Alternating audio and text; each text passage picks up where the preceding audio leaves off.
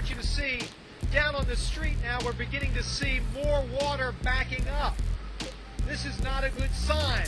As you know, New Orleans is below sea level, and they need to pump anything out that comes in. Up to this point, the drainage system had been keeping up with the water that's been falling, but now we're beginning to see for the first time water beginning to back up. It is surprisingly the home of ACORN and SEIU. It's a cesspool. Yeah. Now, this is what's amazing to me. If here's a city that has over and over and over again, the levees weren't right. We've known this. A year before Katrina, I was on the air and said, I'm going to tell you the most dangerous city in America. What is the most dangerous city in America? And people were calling in a few days before, and they were saying, oh, it's going to be Los Angeles, or it's still New York, or whatever. And I said, you're wrong. I'll tell you the most dangerous city in America. And I outlined the whole thing, and it was New Orleans. And it was during hurricane season. And I said, mark my words, New Orleans is going to get hit by a hurricane, and these levees can't hold. This is corruption to the core. Neither. People are so bitter, so disenfranchised in this neighborhood, they actually think the city did it, blowing up the levee to save richer neighborhoods like the French Quarter. So you're convinced? I noticed it happened. That they broke the levee on purpose? They blew it.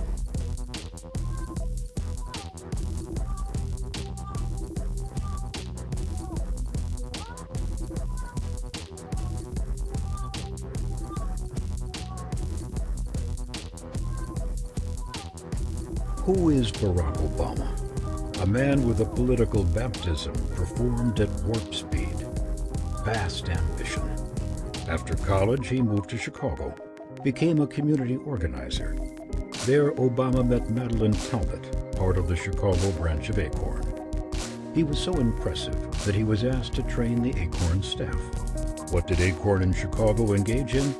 Bullying banks, intimidation tactics, disruption of business. ACORN forced banks to issue risky home loans, the same types of loans that caused the financial crisis we're in today.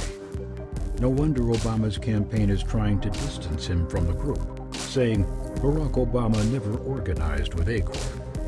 But Obama's ties to ACORN run long and deep. He taught classes for ACORN. They even endorsed him for president. But now, ACORN is in trouble. There are at least 11 investigations across the country involving thousands of potentially fraudulent ACORN forms. Massive voter fraud. And the Obama campaign paid more than $800,000 to an ACORN front for get-out-the-vote efforts, pressuring banks to issue risky loans. Nationwide voter fraud. Barack Obama. Bad judgment. Blind ambition.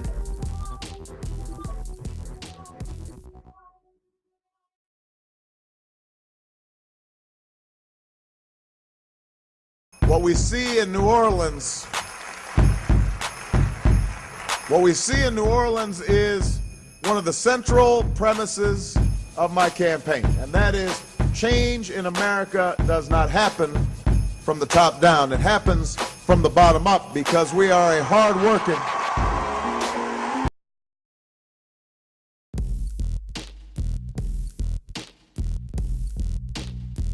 you are the instruments that God is going to use to bring about universal change. And that is why Barack has captured the youth. And he has involved young people in a political process that they didn't care anything about. That's a sign. When the Messiah speaks,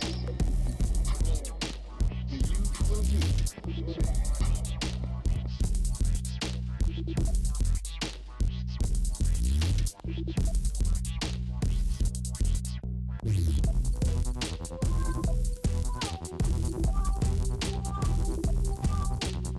You are absolutely right that John McCain has not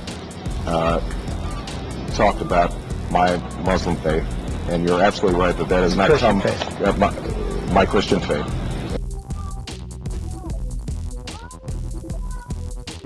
And I warn my brother, don't you let these wicked demons move you in a direction that will absolutely ruin your future with your people in Africa and throughout the world. They don't like the way you handle Mubarak. They don't like the way you're handling the situation in the Arab world. So I would advise you to be careful and move with wisdom and skill.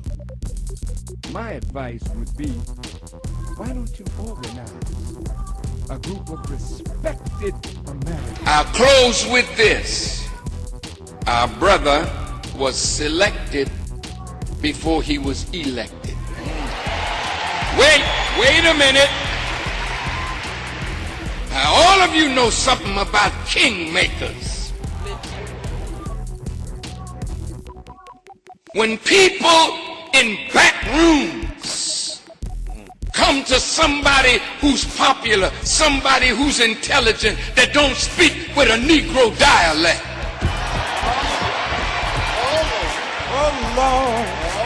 A light-skinned Negro. That is non-threatening to white people because they can see themselves in him because he's part them and part us. Right. This is political scheming.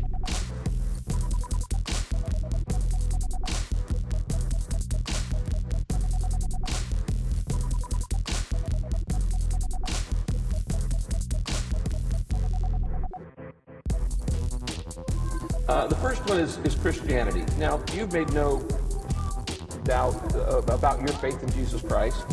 What does that mean to you? What does it mean to you to trust in Christ? And what does that mean on a daily basis? I mean, what does that really look like? Well, as a starting point, it means I believe in that Jesus Christ died for my sins and that I am redeemed through him.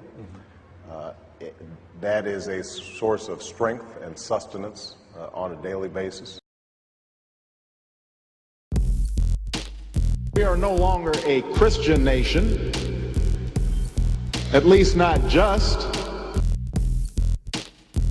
Which passages of Scripture should guide our public policy? Should we go with Leviticus, which suggests slavery is okay? Or we could go with Deuteronomy, which suggests stoning your child if he strays from the faith? Or should we just stick to the Sermon on the Mount? A passage that is so radical that it's doubtful that our own Defense Department would survive its application.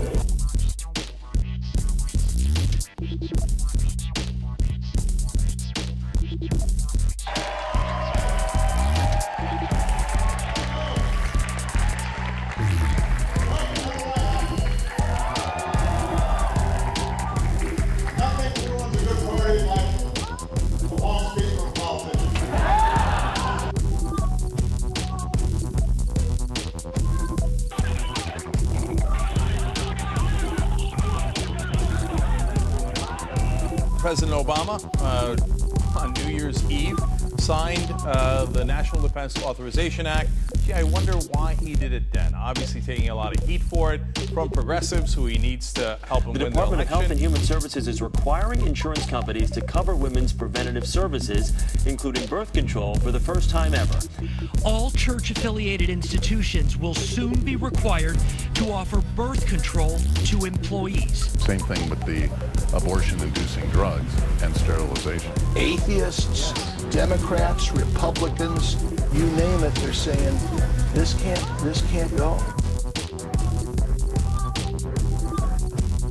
When the Twin Towers fell, 2 steel beams in the shape of a cross just remained in the rubble, and it became a very meaningful shrine to those lost for so many of the people who worked down there and the people who lost family members. But now there's a fight that says that they don't want this cross to be part of the memorial for the 9/11 anniversary, is a symbol of the rebuilding effort after 9/11. Why some groups are now fighting to have this cross removed. NBC Sports is under fire for editing the Pledge of Allegiance during the coverage of the U.S. Open. The network omitted the phrase, "under God," from the Pledge of Allegiance, not once, but twice.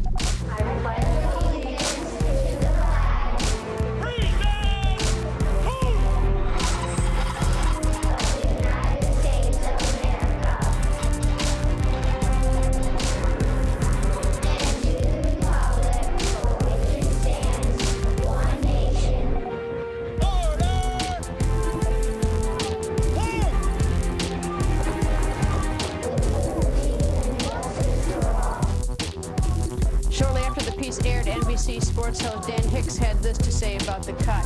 It was not done to upset anyone, and we'd like to apologize to those of you who were offended by it. For a segment tonight, if you visit the Supreme Court, you'll notice the Ten Commandments on display. Traditionally, the United States has been defined as a Judeo-Christian nation. That is, we base our laws on religious tradition, what is right, what is wrong.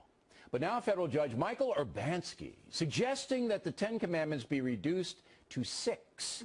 Here now to explain to Culture Warriors Janine Pirro and Gretchen Carlson. All right, Carlson, what exactly is the legal case surrounding Judge Urbanski's ruling? Other than Moses fainted at the thought of only 6 commandments. Moses would be teed off. You know that. Oh, of course. Moses would be very teed off yeah, here. Okay, go ahead. Obviously. Okay, so in Virginia, Giles County School Board being sued by a student and the ACLU because they have the Ten Commandments posted with also the Declaration of Independence and the Bill of Rights. All right, so they have it posted where at the school? They have it posted on the grounds of the school, which is part of the problem. Now, here's the thing. If the school's argument is that they have it there for religious purposes, then the ACLU has a case. It's not. They're saying that they have it there, and the reason it's not religious is because they have other historical documents. The ACLU feels differently, and they say, look, we're protected by part of the First Amendment. That means that we can get rid of it. I got the legal case. So the judge, Urbanski, says, if you get rid of the first 4, you shall not have other gods before me, you shall not make yourself a graven image, you shall not take the name of the Lord in vain, and remember the Sabbath day to keep it holy. If you get rid of those 4, then you can have the other 6 because they don't refer to God. That's what this pinheaded judge is saying. Yeah, and what's interesting about it, Bill, is that his suggestion that we get rid of the first 4 commandments is blasphemous. I mean, not only is Moses angry, but Charlton Heston is angry too. Yeah, what if he's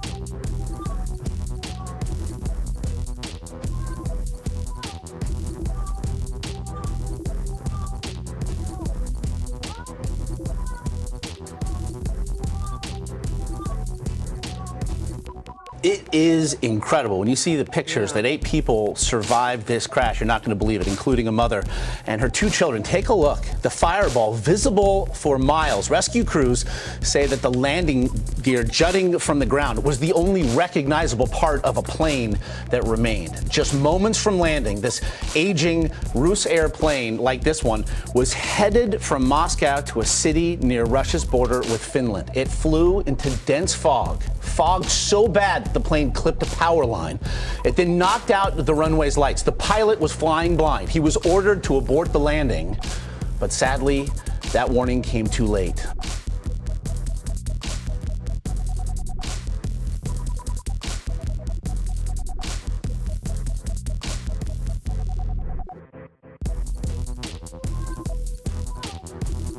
Russian investigators have concluded the crew applied the brakes during takeoff that caused the plane to crash in Yaroslavl and that killed 44 people in September.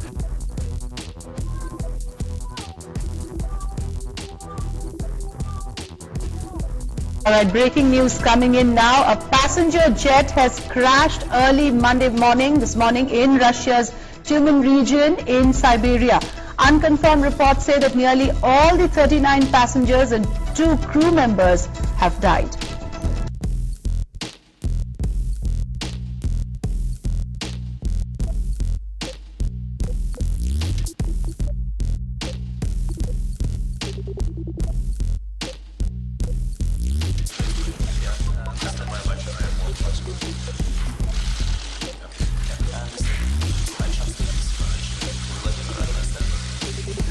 At least 44 people have been killed during violence at a Mexican prison. Authorities say victims were beaten, stabbed and stoned as a fight broke out between rival gangs at the facility on the outskirts of the northern city of Monterrey in the early hours. The prison has now been secured and an investigation is underway. Are you serious?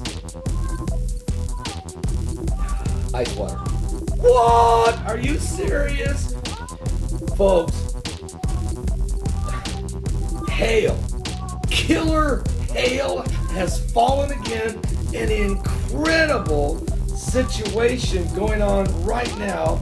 It happened today in China as 44 people. I don't even know if I can, it's hard to comprehend this. 44 people died from hailstorm.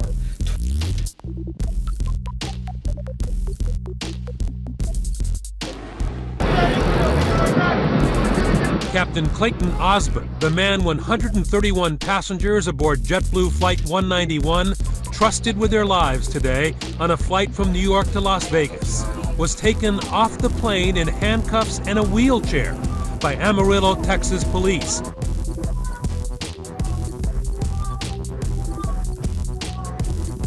Irate, he was yelling about Al-Qaeda, a bomb.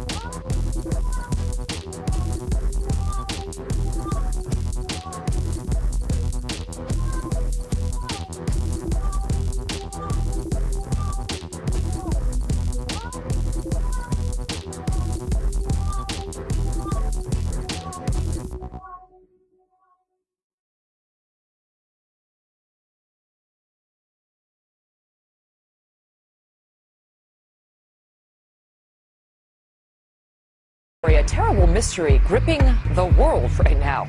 Birds, fish, and all kinds of creatures just dropping dead in huge numbers for what seems like no reason. How do you, big-brained man, explain 8,000 dead turtle doves in Italy, hundreds of birds dead in Rockwell, Texas, 500 red-winged blackbirds in Louisiana, 100 birds in Sweden, 3,000 dead red-winged blackbirds in Arkansas, several hundred dead in Kentucky. On the fish, several hundred snapperfish in New Zealand, thousands of dead fish in Florida, 40,000 devil crabs in the UK, 80,000 drumfish in Arkansas, 2 million spot and croakers in Maryland in the last 2 weeks.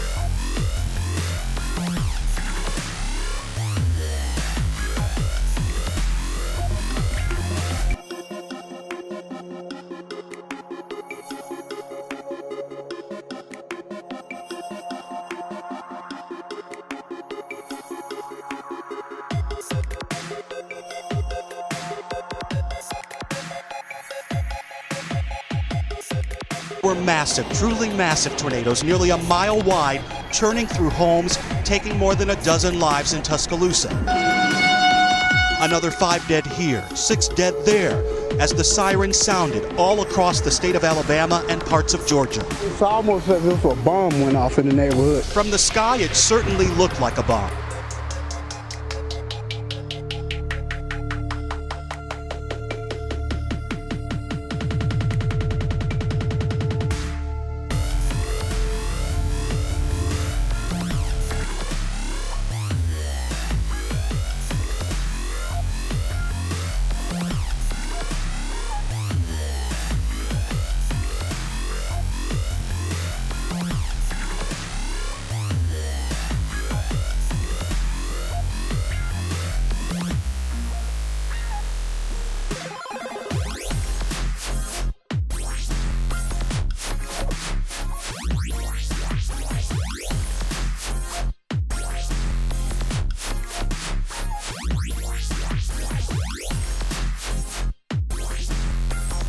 Nick Parker is on the line. He joins us from Mexico.